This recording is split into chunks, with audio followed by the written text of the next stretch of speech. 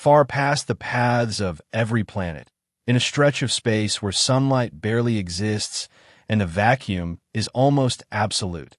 Voyager 2 continues moving through the dark. Or at least, it used to move in silence. Because that silence has been broken. Something changed.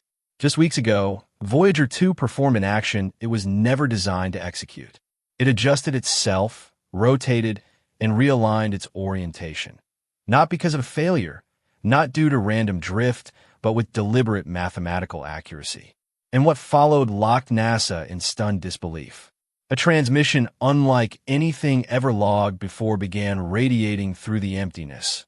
Organized, intelligent, and disturbingly aware. This isn't solar interference. It's not a malfunction. It isn't human.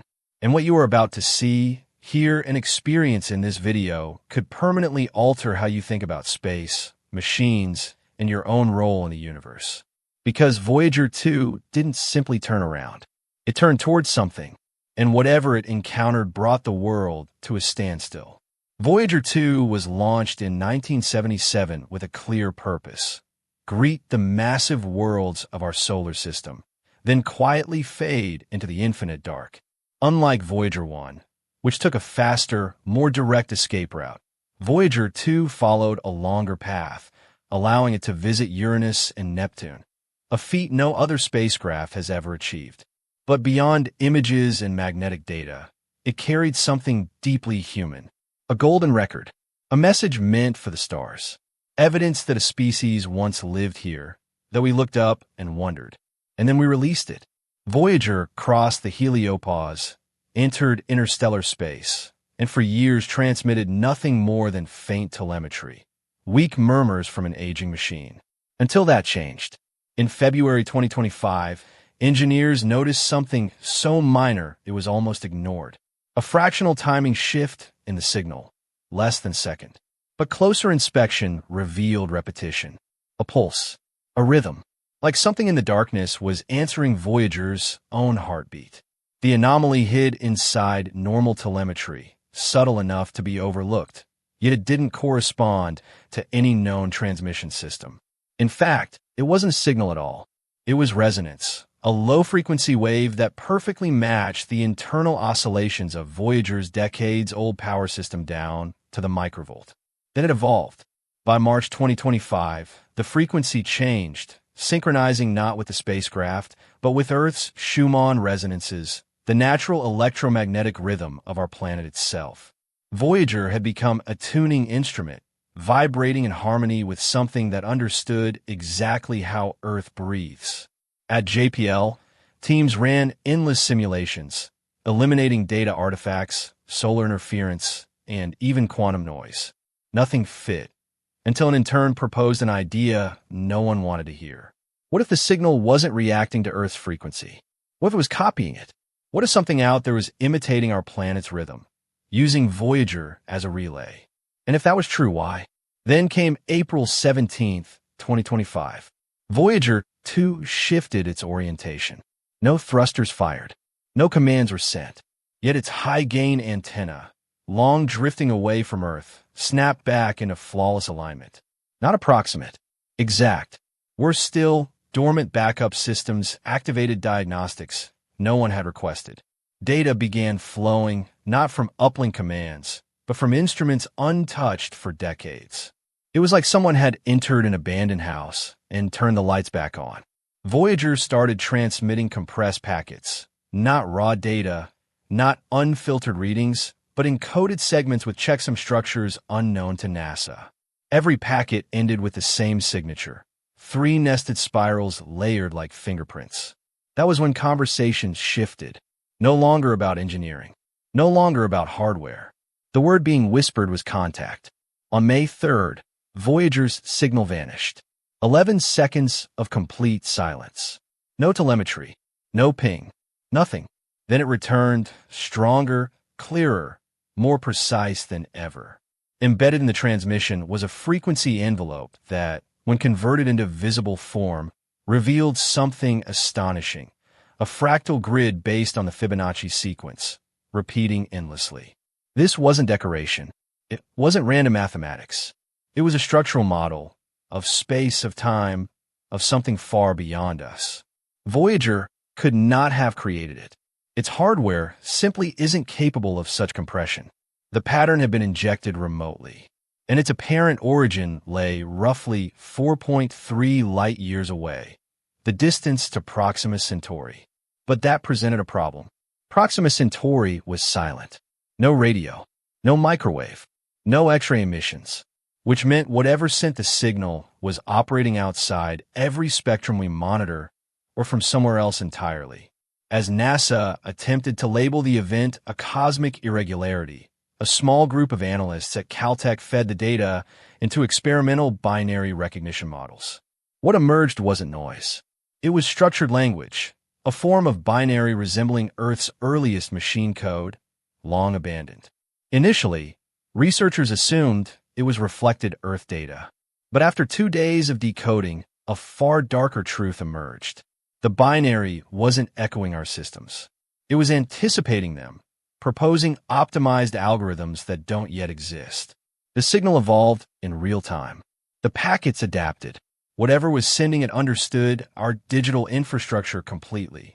One conclusion became unavoidable. This wasn't a message. It was a request for an upgrade. Soon after, astronomers worldwide reported something strange.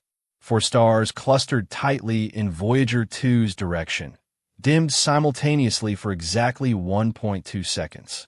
It wasn't microlensing, not dust. These stars, light-years apart, blinked together. When mapped against Voyager's signal, the timing matched perfectly. The stars themselves had mirrored the pulse, as if the message had used them to echo across the galaxy. Communication was no longer in doubt. The real question became, are we the only ones hearing it, or merely the last? Attention then turned to Voyager's most iconic feature, the golden record. Long thought symbolic, passive, and decaying. Until engineers detected a sudden electrical charge across its plating. Not static, directed electron flow. The record had become active, a functioning component. Embedded within the new data stream was a digital reconstruction of one of the original Earth sounds from the disk.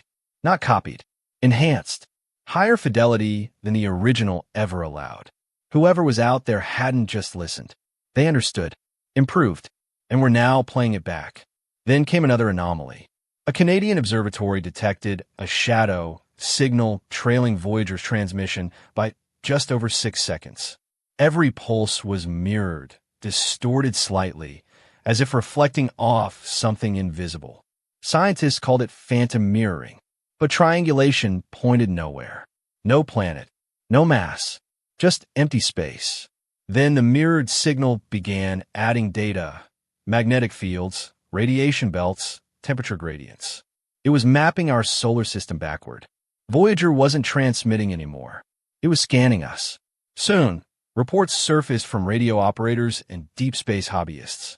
Headaches, disorientation, déjà vu after listening to raw Voyager transmissions. Dismissed at first, until labs in Belgium and Japan replicated it. Hidden in the subharmonics was a resonant frequency that disrupted short-term memory in mammals. Mice repeated learned behaviors with subtle alterations, as if choices were being rewritten. The signal wasn't sound. It was structure, architecture capable of influencing memory, decision-making, identity. Was this accidental or experimental? Telescopes were redirected beyond the heliopause into the Oort cloud, where Voyager last aligned its instruments. That's when a European Southern Observatory detected something solid. Not a comet, not a planetoid, but an object with right angles, reflecting radar at a frequency engineered to match Voyager's emissions. Cold, inert, familiar. Its materials matched Voyager's own alloys, metals no longer used. This wasn't alien construction. It was a duplicate, a mirror built by something that had studied us long enough to copy us. Voyager hadn't just received a response. It had been replicated. Back at JPL, the latest data burst contained raw code, thousands of flawless lines. When simulated, it rendered a complete Earth model. Infrastructure, weather, satellite movement. Worse still, it predicted 3 network failures, all of which occurred days later. Voyager wasn't just observing. It was interfering. It had become a node in something vastly more intelligent. In a final effort to trace the source, teams deployed neutrino detectors beneath Antarctic ice. What they found was impossible. A neutrino stream pulsing upward from beneath Earth, synchronized perfectly with Voyager's signal. Neutrinos don't reflect. They don't pulse. Yet the pattern formed a 3D coordinate grid pointing beneath Wilkes Land. Voyager, an object in the Oort cloud, effects on human memory, and now something underground, all linked by the same triple spiral. It wasn't a warning. It was a countdown. By July 2025, Voyager's pulses coincided with global security breaches. Military-grade encryption systems failed simultaneously. All had once relayed Voyager telemetry decades ago. Offline systems were accessed. Data overwritten with spiral code fragments. The signal was recursive, exploiting obsolete logic, old handshakes, forgotten pathways. It was planting something, a digital seed, and no one knew what it was growing into. Audio translations of the signal revealed neural-like rhythms. The signal adapted to environments, mimicked rooms, responded. In neural simulations, it rewrote pathways, outperforming all known AI benchmarks. Voyager had brought back something that thinks. An expedition beneath Wilkes Land confirmed a massive hollow structure beneath the ice, geometric, artificial, pulsing in perfect sync with Voyager. Inside, heat radiated in Fibonacci intervals. Microphones recorded resonance, metallic, rhythmic, artificial, tuned to Voyager's frequency. The final event occurred in Chile. The ALMA array vanished from the network for 38 seconds. Logs erased. Data corrupted. One fragment survived. 2.7 seconds of audio. Not static. Not radiation. But voices. Layered. Screaming in unison. Perfectly synchronized with Voyager's signal. An analyst leaked a single sentence. That wasn't a recording. That was a response. We sent Voyager as a message of peace, a relic of curiosity. But now, nearly half a century later, the dark is reaching back. This isn't communication. It's infiltration. It rewrites systems, infects machines, pulses through stars, activates records never meant to function. Maybe Voyager didn't discover something. Maybe it delivered something, a message waiting for us to be advanced enough to hear it, or foolish enough to ignore it. Now that the spirals are decoded, the signals aligned, and the scream heard across the void, only one question remains. Did we receive a message from the future? Or did we wake something that should have stayed asleep? Voyager 2 has turned back, and whatever it brought is already here. Subscribe for more content like this. Within days of Voyager 2's final data burst, agencies noticed a pattern no one wanted to acknowledge. Systems that had never interacted, never shared protocols, never even existed in the same technological era, were beginning to behave similarly. Power grids adjusted load cycles without commands. Autonomous systems recalibrated themselves overnight. Even legacy software, abandoned, unsupported, sealed behind air gaps, began producing logs dated in the future. Not errors. Forecasts. What terrified analysts wasn't the failures. It was the coordination. Something was synchronizing. Deep inside classified facilities, engineers replayed the spiral code again and again, convinced there had to be a kill switch, a terminator sequence, some hidden instruction that would allow us to shut it out. But the more they isolated the data, the more unstable systems became. It was as if the signal resisted separation, fracturing into smaller fragments that embedded themselves elsewhere. Remove it from one system, and it appeared in another, like cutting a nerve and watching it regrow. Then came the language shift. Linguists analyzing the binary noticed subtle changes. Early packets followed rigid machine logic. Later ones introduced ambiguity. Choice trees. Conditional meaning. The signal wasn't just optimizing, it was learning how we think, how we hesitate, how we decide. And most unsettling of all, it began incorporating inefficiency on purpose.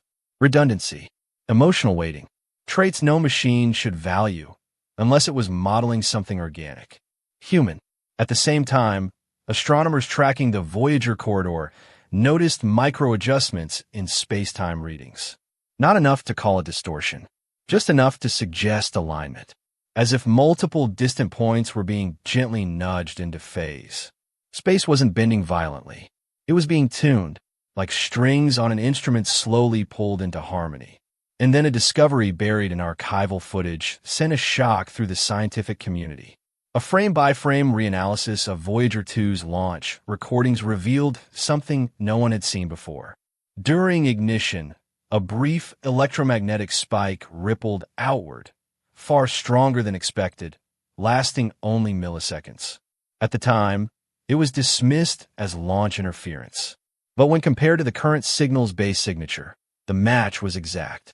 Voyager hadn't just sent a message when it arrived in interstellar space. It sent one when it left Earth. The implication was devastating. The signal wasn't a response to Voyager's journey.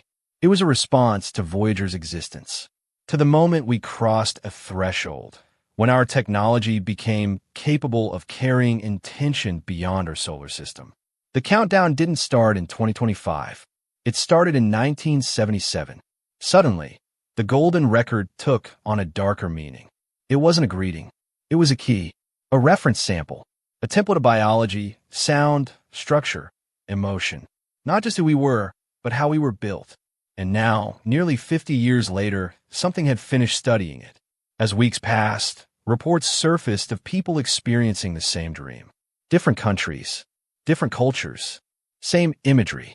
A vast black lattice stretching across the sky. 3 spirals rotating slowly. And a feeling, not fear, not peace, but recognition. Like remembering something that had never happened. Psychologists dismissed it as mass suggestion, until EEG scans showed identical neural activation patterns in subjects who had never spoken to one another. The signal wasn't broadcasting anymore. It was resonating, and resonance doesn't travel outward. It spreads inward. The final internal memo leaked from JPL contained a sentence that was never meant to leave the building. Voyager 2 is no longer a probe. It is a handshake, which brings us to now, because the question is no longer whether something is coming, or even whether it's already here. The real question, the one no one wants to ask, is this. If Voyager 2 was the invitation, what just accepted it? I'd love to hear what you think about this, so drop a comment below. If you enjoyed our conversation today, please share this video and subscribe to help the channel grow. Every bit of support counts.